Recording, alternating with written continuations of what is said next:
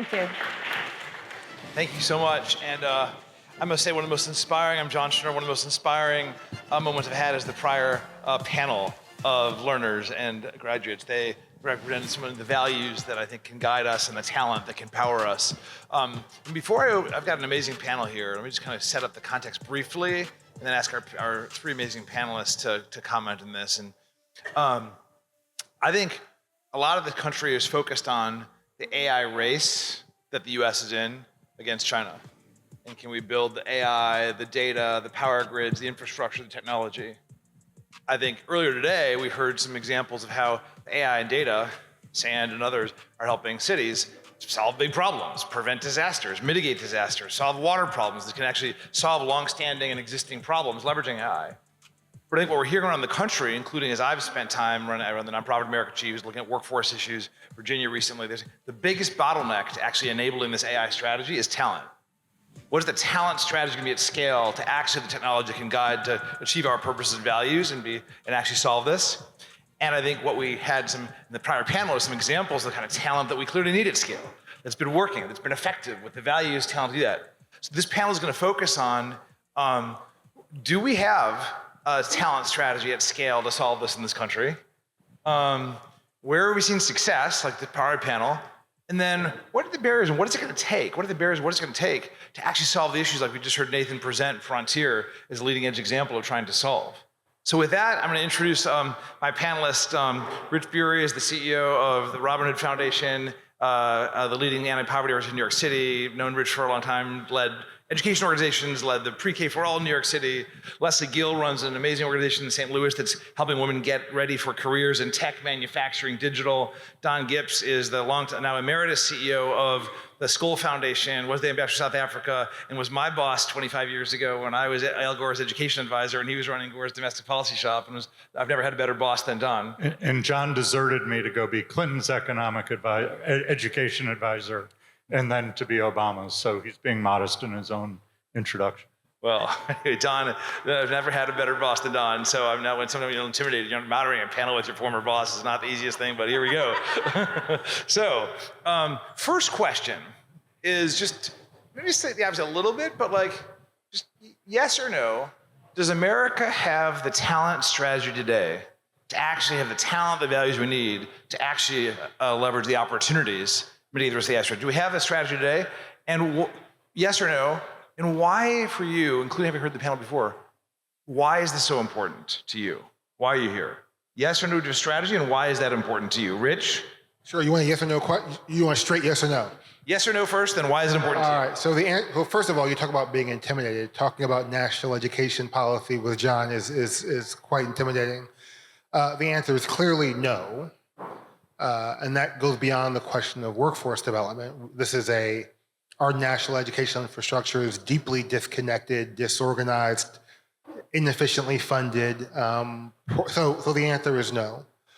Why does this matter? The question that you're asking, the question that we're discussing, is the fundamental question we face as citizens. This is fundamentally a question about whether America will be the country that we aspire to be, pretend to be, dream to be, a country where all are created equal, where everyone can live a life of opportunity and freedom and justice, where opportunity and creativity can flourish, is all at the end of the day a question which is premised on the idea of whether or not we are empowering young people to grow and achieve, whether we are welcoming people from across the world to come here and build lives here. So what you're asking is the fundamental question we face as a country. So no, with very, very high stakes for the fabric of the country, who we are. Lisa? No. Leslie? No worries. No as well. And the population I serve are women who are looking to reskill or upskill. And if they don't, they'll get left behind. And so for me, the urgency is now to ensure that folks who are already working have the career resiliency to meet the moment. And so that is why programs to reskill and upskill are so critically important, and why the Worker Frontier is going to get us there. I'm going to come back in a few minutes, Leslie, to the results you got, and tell us about the results and why that's so hard to scale right now, but come back to that. Sure. Don, yes or no? Do we have a strategy, and why is it so important to you? We don't have a strategy. And I guess Fred introduced Spencer before. I don't know if he's still here, but I met Spencer 17 years ago when he was graduating or when he was a student at African Leadership Academy. He's the one who built that blimp there. And I've followed the journey of ALA, ALX, and now FIT and SAND for those 17 years. And I have to say, I've probably told Fred 10, 15 times, you can't do this. It's too hard. Guess what? He proved me wrong over and over again. And watching that panel before, you know the answers there to the question you asked. In the model that Nate described, we can do this in the United States. We can do it globally. That's why I'm here. Thank you all. I'm going to get to the challenges in a minute, but sometimes it's like understanding what the task is and saying, okay, what makes that so hard can be helpful. And I guess when you think today, and whoever wants to start on this, what's the must do at scale for talent strategies in this country? Like what actually we saw amazing examples in the prior panel of individuals who exemplified a lot of the talent, the values that are needed. But if you inspired by that at your own judgment, what's the must do? What actually does the North Star for what a talent system has to produce in terms of the type of talent, type of values that we need to guide and power our AI efforts? I'll take a shot at that. So I really believe progress happens at the speed and the pace of trust. And there was a common theme that we all heard in the previous panel, and that was trust. So ALX has figured out how to build trust and ignite trust from the very beginning of that experience. And so I think as we think about our strategy to scale, it's only as good as the trust that exists. And so often what we see with women is a lower adoption of AI because there's fear, there's lack of trust. Is it going to take over the world? Is it going to take my job? And so organizations like Run for Women and the work that we're getting to do with Frontier will really help mitigate those fears, will really help hopefully quickly build some trust so that we can get to the business of solving this problem. I don't know if I have a short, comprehensive answer to that, but two things come to mind. One is we need to find, and maybe this is a version of trust, the institutions that have to solve this problem together are often disconnected from one another. So we think about the disconnection between employers and educational institutions. We think about disconnections between educational institutions and other social service organizations that are supporting the families who, for a variety of reasons, are struggling to succeed in those educational institutions. So one thing I think about is how do we connect and align institutions that need to be in close partnership, but for a million reasons are not aligned, or not walking down the same path. That's one thing I think about. And the other thing I think about is we so often try to solve problems for people without centering those people in the solutions to their problems. And when I think about this problem in particular, it's often, people who are trying to figure out how do we fix the problem of college, how do we fix a problem, too rarely are actually engaging with the people who are struggling through this problem. And I work in philanthropy now. This is our fundamental problem. The people with the money are not the people who are actually buying the products we're paying for. And I think that's a big driver of poor institutional design. Sir, yeah, Don, please. So following up on Rich's comment on philanthropy, there's a recent article in Inside Philanthropy in this month's edition that talked about the fact that for years philanthropy was funding STEM education. It was a big part of what we thought was the answer, and now everyone in philanthropy is saying, wait, maybe it wasn't. I have a question for those in the audience. What percentage of the college-age cohort do you think went to university in 1940 in the United States? Anybody want to guess? 5%. What percent in So then the GI Bill comes along, brings more people into college education. What do you think the answer is in 1970? Somebody said 15. There, it depends which data you use, but it's about 15. What percentage are we at now? 46. But the 46 is not designed for the moment we're living in. What changed? What do you think the single biggest increase in spending for education, what do you think it was in response to? Sputnik. Sputnik woke up the American education establishment. By the way, I'm getting all these statistics from Mitchell Stevens, who's a professor at Stanford.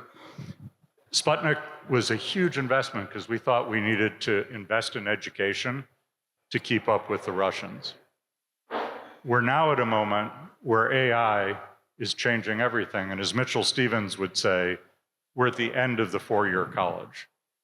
We are now at a period where you're going to need to be a continuous learner because the skills you need are going to change. It's not just AI, it's whether it's quantum computing or fusion energy or the amazing changes in genomics.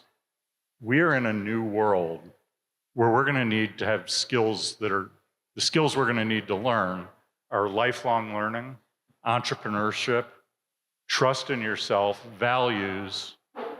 Guess what? Those are the things that ALA, ALU, and ALX have been building now for over 15 years. I've seen it in these young learners. I've gone around, I don't know how many ALX grads I've met, probably over 70. I ask every one of them, what was the most important rate? There's a part of ALX called the soft skills, which I think are the hard skills, but they're all the ones I just described. And when I ask them to rate those skills on a scale of 1 to 10, the lowest answer I've ever gotten was 9.5, and that was from Francis at the end of the table. Most people say 10, and I've had several say 14 or 12 or 11, because those are the skills that are going to take people into the future and be the response that we need to build on. And I think it's going to Rich's point, it's going to be very hard for existing institutions to modify at the speed we need them to. It's going to take new institutions, FIT and others, to come along to reshape the landscape of what we're doing. There's in this article in Inside Philanthropy, the leading education funder in the country says, we don't know the answers, we barely know the questions. He's a good friend of mine. I'm about to tell him I know the answers because Fred's already created them. So Don, I think what you just said, not just because you're my former boss, but I think if we were to give one headline to this panel, it would be our new Sputnik moment. People think about and again, they race against China. We have a race against time. AI technology is moving fast. I mean, we've long had a competition between technology to progress and the people progress to power our values. We've got a moment here, we race against time.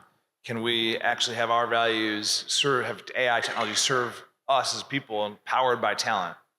And it's kind of existential about whether this is solved. This is not what Frontier is taking on trying to solve. This is not a nice to have. This is, in fact, existential. Can we actually, as you described earlier, Rich, is this kind of who we are going to be as a country? And it's not the thing that's getting headlines every day. There are a lot of headlines that are important, but this is one, probably nothing more important that's going to affect our future. And because my question is, with that kind of high stakes existential moment, it might be an opportunity, by the way. The best system in the world that we've seen in education is Singapore. When you go to Singapore, when you ask what happened there, they said it was existential. They couldn't exist without an education system, so they made it their number one priority. And now we actually have an existential crisis, basically. Can we do this? Frontier is trying to tackle that. Given the moment of importance to this, and you described some of what you've seen in ALX graduates, Leslie, what you've done, there are other examples of this, but at small scale. We've got great success at small scale, which is important, but it's not at large scale. You guys have said that. And Rich, you were getting into this a bit before, but what do you see, any of you who want to start, what are the biggest barriers to actually taking what's needed in this existential moment, our Sputnik moment? What are the biggest barriers to take this to scale? And what can help overcome those barriers? Well, I mean, I would first say I don't want to be negative in the response because I don't think there's any barrier that cannot be overcome. So I will start with that. None of this is impossible. But of course, there are a number of barriers. We start with early education systems, the early child care system and the K-12 system. Everything we're talking about here is built upon the skills that we're developing in the early stages, and we don't need to have a lecture in the fundamental challenges those systems face and the fundamental barriers we face in improving those systems, including in making sure that those systems are preparing people to be ready for the kind of training that we're talking about. And, we could talk more about that, but there are fundamental challenges there. I think about just the fundamental misalignments in our higher education system. What I know most is New York City, and at Robin Hood, we work very closely with the City University of New York, a 250,000 person system.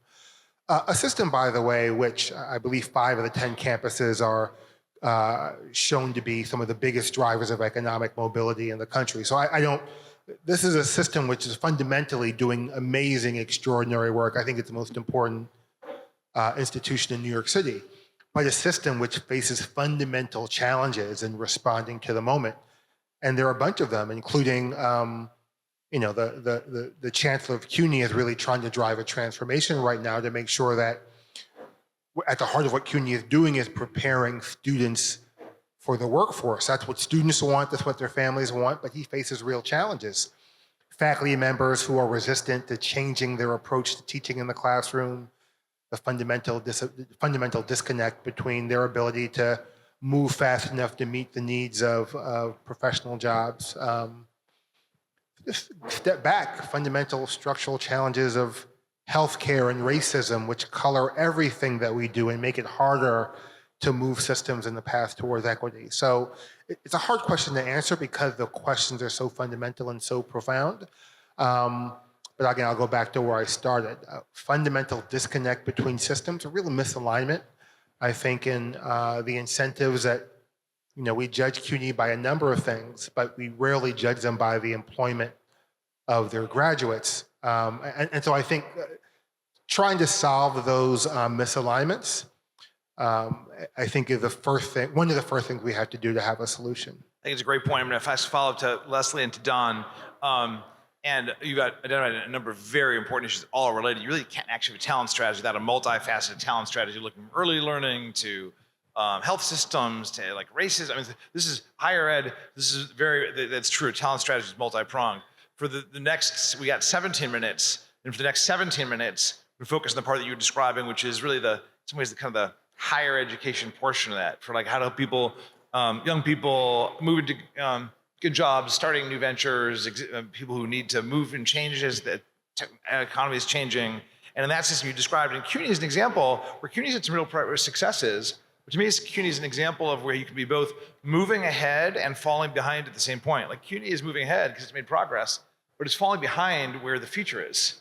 And so the question is, even the progress that's made isn't enough to keep pace with significant change. And so I guess on this area, the talent strategy, which Frontier is an emerging solution to try to help address this. What more do you see, maybe turn to Leslie and to Don, either order you want, on what do you see as the key barriers and ways to overcome those barriers in that sector specifically, in the area that Frontier is trying to be a scalable solution? What are the barriers and what's going to help solve those? Leslie? So I'll answer that question, but I also want to start with the end in mind, and that is employers.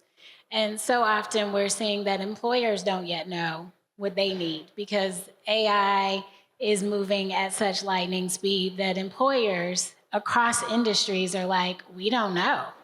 And so when you try to reverse engineer that and train talent to solve employer problems that they haven't yet identified, that becomes a really difficult barrier to scale because you don't yet know what you're scaling for.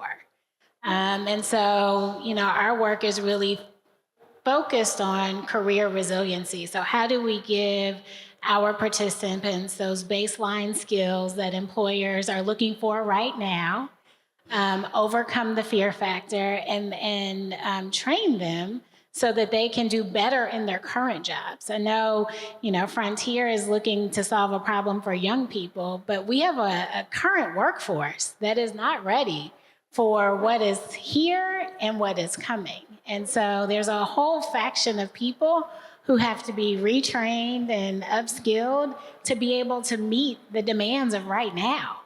And we're not yet talking about that. It's our Sputnik moment. Just one quick follow-up, Leslie, which is your program, you're talking to employers, you're seeing what they want, you're talking about career resilience. Say a little bit more about what you are hearing from employers, what they do want and need now, and what are you focused on right now? What's success for you in your programming? Yeah, they want employees who are not afraid of AI, know how to use it, know more than just ChatGPT and kind of those basic tools, but they also they want employees who can use AI to do their jobs better, to be more efficient.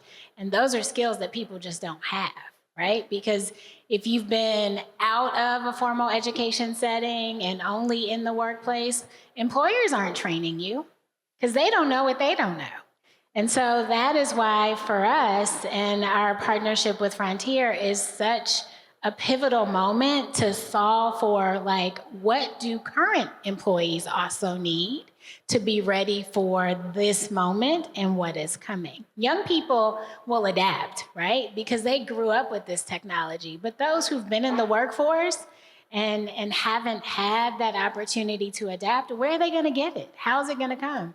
Unless we're really intentional about solving for it. It's both and youth It's and how both how upskill, Absolutely. reskill adults. And when you get education, it's not one and done. It's now a lifelong, as Don is saying. Don? So I'm not sitting up here on a panel with the leading expert on workforce in the country and not flipping the question back to you. I was having the easy part here, getting to ask questions and trying to learn from you all. I'm your old boss. I get to ask you. Point of privilege. I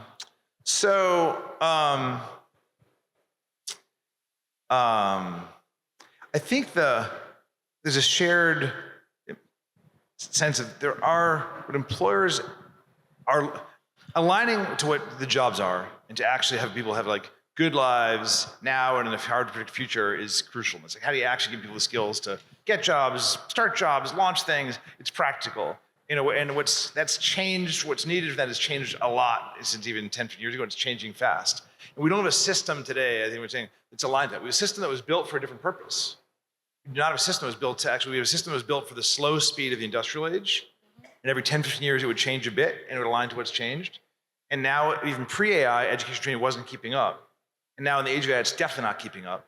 And there's no mechanism to actually have a lot of iteration between what employers actually need in a very rapidly changing economy and what post-secondary for adults, for young people, high schools, they don't. And so you get these pockets of examples that are amazing and that we celebrate and that philanthropy supports. And they're like superheroes who create these, but they don't scale because you can't base this just on superheroes do it small scale. You actually have to have institutions and strategies at large scale. And there are system barriers to that, and there are entrepreneurship constraints on that. And so, one thing, Don, you said on this, and look, we need a whole system, but we need a whole set of entrepreneurs to try things. I think, like in most sectors, existing institutions are very hard to change. And we need radical change here. And yes, some of the leading edge ones, Arizona State's probably the leading college in the country for innovation, is really making change. But most are very slow to change. I do think one thing that's needed, actually the systems approach to which you were describing. How do we actually realign policy and systems to have systems focus on responsiveness and outcomes, and there's policy issues. But another thing, I do think we will not succeed if we do not have new entrepreneurs and types of institutions, like Frontier is trying to do, to actually create scalable solutions that existing institutions aren't going to come to. And I actually do think the next few years, one of the things we're going to see in the education landscape is an unprecedented window for new types of institutions to get created and scale. And they're going to be, judged rigorously based on results. But I think there's a chance, and I think Frontier is at the front end of a new type of institution that can kind of create examples of success, where then you need systems and policy to change to make sure that things are based more on results than on how much course time and seat time, and have much more ways to track employer demand in real time, and much more opportunities for training to exist, not just like Frontier is trying to do, not just in the classroom, but how do you get really based in the workplace, for valued work, where you're getting feedback from employers and that work-based experience. But how do you scale that as a question? So I guess in that context, there's policy systems change for governors that I think will lead that here. There's businesses need to step up. And I do think there's a key role for entrepreneurs to come up with a new type of model, which Frontier is on the cutting edge of. And I would say the moment is, we need speed and innovation. We need to fail fast and iterate. And I'd say as a society, we're not doing that right now. We're flat-footed right now, and the question is, how do we pick up the speed on that? I knew I was smart to have him answer that instead of me, but I just want to add one thing. So, economists, everybody's trying to figure out, from what Dario at Anthropic says, where we're going to lose, up to 20% of jobs. Some economists think it's not that high. We're in a political moment where both Democrats and Republicans, you look at any data, are scared to death about what's about to happen in the economy. And so it is time for those social innovations, those new ideas, to capture it, because this is washing over our economy, and the concerns about it are significant, and it's building on a structural problem we already had of a K-shaped economy, and it's going to exacerbate that. So it's going to require rethinking politically, socially, economically about everything from what does a care job mean and how do we make that a job filled with dignity, because that's where a lot of those jobs are going to be. It's going to be the skilled crafts, but we're going to need to pay them enough that people view those jobs for dignity and work. And that's a political and an economic conversation that goes beyond AI. I would just add that, in my line of work as a nonprofit leader, we are not technologists. We're in the people business, so we know people really well. We need partners like Frontier, who is on the cutting edge of technology and deeply connected to what employers need to help inform our work. And so, this is where staying in your lane is really important, and being smart enough to know who you can partner with to drive scale, right? Because we can't do it without the right technology partner to help us build the product, because that's not our strength. That's not what we do. But we do know our people, we know what they need. We know, especially in underserved, marginalized communities, people who are living on the cliff, we know what they need. We just need the right sort of partner who is values-driven and people-centric to help us bring that innovation to solve the people problem. And that's not our strength. So that's why for me, it was thank you, Fred, for being willing to come to St. Louis and explore with us and help problem solve around people issues, using technology as a vehicle. Values-driven, people-centric is a good term for what we need as a country right now, too. For sure. So, but I think that institutions that model that can help lead the way. Rich? Absolutely. Yeah, this is just a few quick thoughts. One is on the entrepreneurship, because I could not agree more about the critical role that social entrepreneurs are going to need to play to transform systems. I think one of the things that we have to make sure that we're doing is not create artificial barriers that stand in entrepreneurs' ways. Thinking about an organization that we fund in New York, a workforce training program that essentially their model has been to participants pay for being in the program, but they pay as a percentage of their increased earnings for the first 2 years. So it's pay for performance, but it was a years-long struggle with the state and the Board of Regents to allow that mechanism to exist. And so I think about all the wasted energy there. And one of the power of that kind of entrepreneurship, that entrepreneurship can drive change in legacy systems, because as I think everybody here has also noted, as hard as it is to drive innovation in those large systems, we can't ignore those large systems. Those large systems do have to change. We've seen in K-12 the role that I think charters have helped to drive transformation into the broader district. And I think the same thing can happen here. And we've seen large systems in New York change. We've seen New York City build an early childhood system in a couple of years. We've seen CUNY, we've seen CUNY, as you said, make double graduation rates for its community colleges in a short period of time. We've seen New York City transform the way it teaches reading just in the last. So we actually know that these big systems can change when all the magic, when everything is right. But we can't give up on those large systems too. We have to drive them to change. Another both and. Systems change at large scale and entrepreneurs at scale too. Don, were you going to add something? Leslie, were you? No, I think both are. This is definitely a both and strategy. I also would say on a very hopeful note, I mean, what we heard from the prior panel is so inspiring. And you described the example in New York City. I don't know, was that Pursuit you were describing, or is that, yeah, Pursuit in New York is another example, an amazing example. What you're doing, Leslie, in St. Louis is, we've seen other examples at different levels, Per Scholas, Merit America for adults, some high school. There are examples of things that work. And when you look at social fields, there aren't that many examples of things that actually demonstrably are effective. We actually do have small scale examples, things that work in this sphere. How do you actually get people ready for good jobs in a changing economy? This is possible, but this is a scale issue now. It's a scale issue, like Rich, you're saying, in systems change. How do you get systems to modernize, which is crucial, and entrepreneurs that can scale.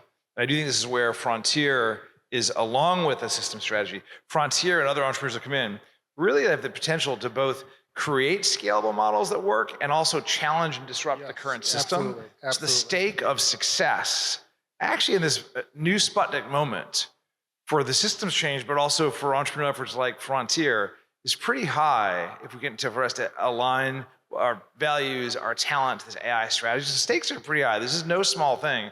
With that, I guess I'd like to ask the panel for any closing thoughts you want, but including, as the audience is kind of, and the participants here are thinking about this, what's one thing, if people could do something in the room on this issue, related to Frontier, related to this talent strategy more broadly, given this new Sputnik moment we're in, anything you want to close on is fine, but if you want to, what's one thing people in the audience could actually go do after today? I have one. And so this is for people who sit in positions to hire. I really encourage you to look at your job descriptions. The skills-based job descriptions, getting those right, starting to really think about the skill set that you need versus educational requirements. I think we've seen some real movement in organizations that gives them greater clarity on what they really need versus, like, I don't know, right? What do you really need to be able to respond to AI integration in your organizations? It might not require a degree. It might not require 25 years of experience. It might be a attribute or a attitude that is not listed in that job description, but it should be, so that people aren't discounted, from the start. Employers stepping up huge. Employers will not get the talent they need if they don't step up with skin in the game about how to change that way they hire. Totally agree. Rich? Oh, I want to follow that answer. I guess this is maybe too generic, but I think ultimately, as people have said, it's fundamentally a values question, it's fundamentally a value of will. Nothing that we're talking about can't be done. We have to want to do it. I believe that the treacherous moment we are in as a country is the biggest risk, because it is the risk to our ability to get together and do big things. So I think fundamentally, we need to fight for our nation. Until we fight for our nation and win our nation, we're not going to be able to have the kind of difficult policy conversations that allow us to come together and solve these problems together. So I just think it's figuring out a way to all of us in whatever roles we play, whatever influence we have, to step up and stand up for the values of our country. Don? Over to you. Wow, you're really using your old boss prerogative today. I would say, first I double click on Leslie's point. Employers stepping up and changing is essential. We need to create a value proposition in the system that actually works for employers. Here's a pipeline of talent that can create and succeed in today and tomorrow's jobs, including some of the essential skills. People call them soft skills. I call them essential skills and values we were hearing before, in terms of the resilience and the integrity and the self-directedness and the problem solving. And also the near-term technical skills you need to kind of get going on a job, even if those will change over time. So employers could get those, but only if they step up and, as you were saying, Leslie, define what you're hiring for differently, step up and work with others in an industry and saying these are the skills we need, investing in work-based learning, crucial. With AI, we are losing a lot of entry-level jobs, and then people are saying that we can't hire someone unless they have work experience. There's a problem there. And so actually having the kind of learning of the workplace that's part of the Frontier model, crucial to get right. So employers are going to play a crucial role here But I would also just say, as for everyone here, like anything you can do to entrepreneurial efforts like Frontier, their success, their demonstrating results and scaling is key. Because you're here because, I mean, you're interested in, related topics. Do what you can to support efforts like Frontier to help them scale. They're crucial to actually scale and disrupt the sector. And then, focus on this issue. When people say, what's important right now? I'd say give people a sense of hope. Gosh, I've heard these examples that work. And as elected officials, candidates, media, what should we be focused on? We should be focused on our Sputnik moment and making sure we leverage and deploy our talent to win the real race, to leverage AI to sort of help guide toward our values and power of our talent, but focus on this Sputnik moment in this race. And if you can get people focused on a sense of hopefulness and focus on that, I think we have a lot better chance of the focus. That without that focus, we'll never do it. So I guess staying focused on this issue, and a huge thanks to Fred and to you all for bringing us together, including to focus on this and trying out an innovation like Frontier. But with that, Don, you have the last word. How can I come to this? First of all, I agree with everything each of you said, and I thought it was incredibly thoughtful answers. And I'll sum it all up in 3 words: do hard things.